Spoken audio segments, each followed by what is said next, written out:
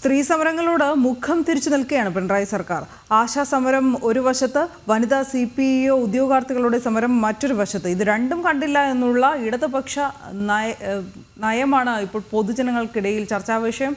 നയവ്യതിയാനം ഇടതുപക്ഷത്തിന് ഉണ്ടാകുന്നു എന്നൊരു വിമർശനം പാർട്ടിക്കുള്ളിൽ നിന്ന് തന്നെ ശക്തമാവുന്നുമുണ്ട്. സമരം ചെയ്യുന്നത് സ്ത്രീകളാണെന്ന പരിഗണന പോലും നൽകാതെയുള്ള സർക്കാർ നടപടിയിൽ പ്രതിഷേധം കനക്കുകയും ചെയ്യുന്നു. ശ്രീനന്ദ വിവരങ്ങളുമായി ചേരുകയാണ്. ശ്രീനന്ദ, രണ്ട് സമരവും എത്രമേൽ തീക്ഷ്ണമായാണ് ഓരോ ദിവസവും മുന്നേറുന്നതെന്ന് നമ്മൾ കാണുകയാണ്. പുതിയ പുതിയ സമരമുറകൾ വരുന്നു, എന്നിട്ട് പോലും മുഖം തിരിക്കുകയാണ് പിണറായി സർക്കാർ.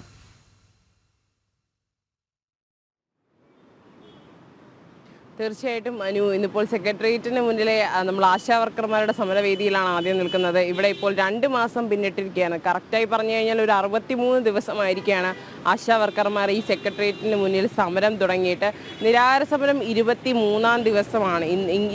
ഇപ്പോൾ ഈ ഒരു സമരവേദി പൂർണ്ണമായി സജ്ജമാണ്. കാരണം എന്തു വന്നാലും നേരിടാൻ തങ്ങൾ തയ്യാറാണ് എന്ന രീതിയിലാണ് ഇപ്പോൾ ഇവർ നിൽക്കുന്നത്. കഴിഞ്ഞ ദിവസം ഇവിടെ പൗരസാഗരമൊക്കെ നടന്നിരുന്നു. ഈ പൗരസാഗരത്തിൽ എല്ലാവരും അണിനിരന്നിരുന്നു. ഒത്തിരി പേരാണ് ഇതിന് സപ്പോർട്ടായിട്ട് തങ്ങൾ എല്ലാത്തിനും കൂടെയുണ്ടെന്ന് പറഞ്ഞിട്ട് ഐക്യദാർഢ്യം പ്രഖ്യാപിച്ചുകൊണ്ട് ഈ സമരവേദിയിൽ ഇന്നലെ എത്തിച്ചേർന്നത്. 100 കണക്കിന് ആശാപ്രവർത്തകരും അതുപോലെ തന്നെ അവരുടെ പങ്കാളികളും അവരുടെ കുടുംബാംഗങ്ങളും എല്ലാവരും മറ്റിടത്തു നിന്നുള്ള എല്ലാ ജില്ലകളിൽ നിന്നുള്ള എല്ലാ പേരും ഇന്നലെ ഇവിടെ എത്തിച്ചേർന്നിരുന്നു. ആശമാർ നടത്തുന്ന ധർമ്മസമരം വിജയിച്ചേ മതിയാകൂ എന്നാണ് ഇന്നലെ പൗരസാഗരം ഉദ്ഘാടനം ചെയ്ത എഴുത്തുകാരിയും സാമൂഹ്യ പ്രവർത്തകയുമായ ഡോക്ടർ ഖദീജ മുംതാസ് പറഞ്ഞത്. ഇവരുടെ ന്യായമായ ആവശ്യമാണ് ഓണറേറിയം വർദ്ധിപ്പിക്കുക എന്നുള്ളത്. ഇതെല്ലാം സർക്കാരിന് ചെയ്യാൻ കഴിയുന്ന കാര്യങ്ങളാണ്. പിന്നെ എന്തുകൊണ്ടാണ് സർക്കാർ ഇതൊന്നും ചെയ്യാത്തത്, അല്ലെങ്കിൽ ഇതൊന്നും പ്രാവർത്തികമാക്കാത്തത് എന്നൊരു കാര്യമാണ് ഇവിടെ എല്ലാവരും തന്നെ ഉന്നയിക്കുന്നതെന്ന് പറയുന്നത്. ഇന്നിപ്പോൾ ഇവിടെ 3 പേർ പുതുതായി സമരവേദിയിൽ എത്തിയിരിക്കുകയാണ്. ആലപ്പുഴയിൽ നിന്നുള്ള 2 പേരാണ്. ചേച്ചി, ഇന്നലെ ഇവിടെ പൗരസാഗരമൊക്കെ നടന്നത് എങ്ങനെ ഉണ്ടായിരുന്നു? ഒരുപാട് ആൾക്കാരൊക്കെ ഉണ്ടായിരുന്നു. ഇഷ്ടംമാതിരി ആൾക്കാരുണ്ട്. ഞങ്ങൾ പ്രതീക്ഷിക്കാത്ത രീതിയിലുള്ള എല്ലാ ജില്ലകളിൽ നിന്നും ആൾക്കാർ പങ്കെടുത്തിരുന്നു. ഇതുപോലൊരു സമരം ഞങ്ങൾ ഇതുവരെ കണ്ടിട്ടില്ല. അതേപോലുള്ള ജനമായിരുന്നു ഇവിടെ. എന്ത് വന്നാലും ഈ സമരം വിജയിക്കും എന്നൊരു ഉറപ്പുണ്ടോ? ഇപ്പോൾ ഞങ്ങൾക്ക് നല്ല ഉറപ്പുള്ളത് കൊണ്ടാണ് ഞങ്ങൾ ഈ സമരത്തിൽ വരുന്നതും ഈ നിരാഹാരത്തിന് ഞങ്ങൾ പങ്കെടുക്കുന്നതും. പിന്നീട് യോഗം അല്ലെങ്കിൽ സർക്കാരിൻ്റെ കൂടെ ഒരു ചർച്ചയ്ക്ക് എപ്പോഴെങ്കിലും വിളിച്ചിരുന്നു? 4 തവണ ചർച്ചയ്ക്ക് വിളിച്ചിരുന്നു. 4 ചർച്ചകളും ഒന്നിലും എത്തിയിരുന്നില്ല. ഇപ്പോഴെന്തെങ്കിലും ചർച്ചയ്ക്ക് വിളിച്ചതായി അറിയാമോ? ചർച്ചയ്ക്ക് വിളിച്ചിട്ടില്ല, വിളിക്കുമെന്നുള്ള പ്രതീക്ഷയിൽ നിൽക്കുന്നു. ഇന്നെന്തെങ്കിലും യോഗം ചേരുന്നതായിട്ട് ഇന്നലെ പറഞ്ഞിരുന്നു. ആശാവർക്കർമാർ എല്ലാവരും കൂടെ ചേർന്നിട്ടായിരുന്നു. ഈ യോഗം ഇന്നാണോ? യോഗം ഇന്ന് ആശാവർക്കർമാർ, അതെ അതെ അതെ.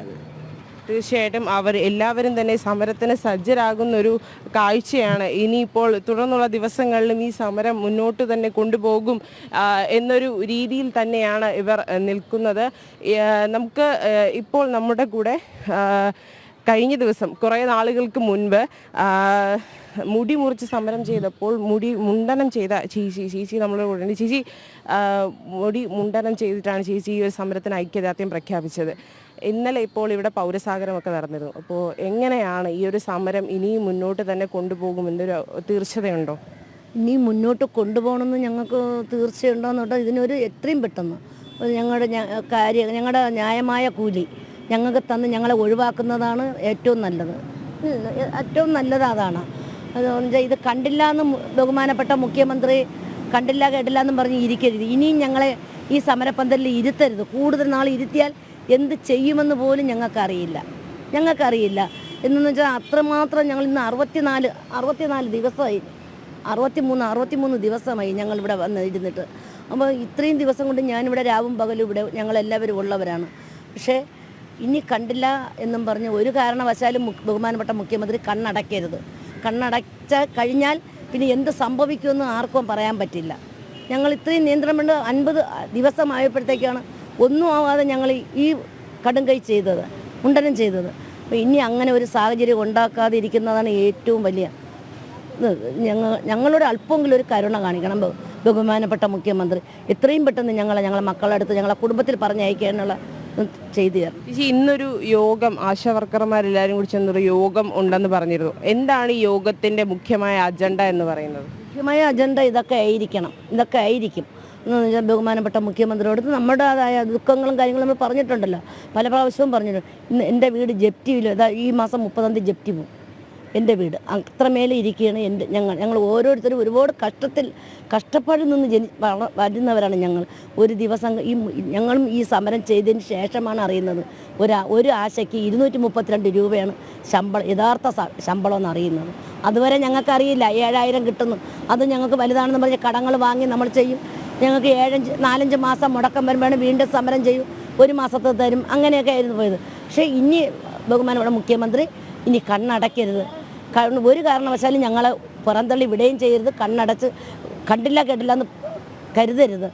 ഇനിയെങ്കിലും ഞങ്ങളുടെ വീടുകളിൽ പറഞ്ഞയക്കാനുള്ള പൂർണ്ണ സമ്മതം ഉണ്ടായിരിക്കണം. പിന്നീട് എപ്പോഴെങ്കിലും ചർച്ചയ്ക്ക് സർക്കാർ തയ്യാറായിരുന്നു? 4 തവണ വിളിച്ചിരുന്നു. അതിനുശേഷം മന്ത്രി ശിവൻകുട്ടിക്ക് ഒരു അപേക്ഷയൊക്കെ നൽകി, നിവേദനം നൽകിയിരുന്നു. ഇതിനെന്തെങ്കിലും ഒരു ഇത് വന്നിരുന്നോ? ശിവൻകുട്ടിയുടെ ഭാഗത്ത് നിന്നൊരു വിളിക്കാനോ അല്ലെങ്കിൽ എന്തെങ്കിലും നടന്നോ എന്നൊരു ശ്രമം എന്തെങ്കിലും നടത്തിയിരുന്നോ? ഇല്ല ഒന്നും നടത്തിയിരുന്ന അതിന് നമ്മുടെ നേരക്കൊക്കെ അറിയാൻ പറ്റുള്ളൂ. ബാക്കിയുള്ള പോയിരുന്നു, കണ്ടു, സംസാരിച്ചു, നിവേദനം കൊടുത്തിട്ടുണ്ട്. പിന്നെ ഉള്ളത് ഒന്നും നമുക്ക് ഇനിയിപ്പോൾ അവർ പറയും. എന്തെങ്കിലും നടന്നാൽ ഞങ്ങളെ ഉടൻ അറിയിക്കും. ഞങ്ങളുടെ മിനി മേഡം അറിയിക്കും. തീർച്ചയായിട്ടും അവരോട് കാണിക്കുന്ന അനീതി തന്നെയാണ്. ആ അനീതി ഇപ്പോൾ തുടരുകയാണ് സംസ്ഥാന സർക്കാർ എന്നതാണ് ഏറ്റവും ദുഃഖകരമായ യാഥാർത്ഥ്യം.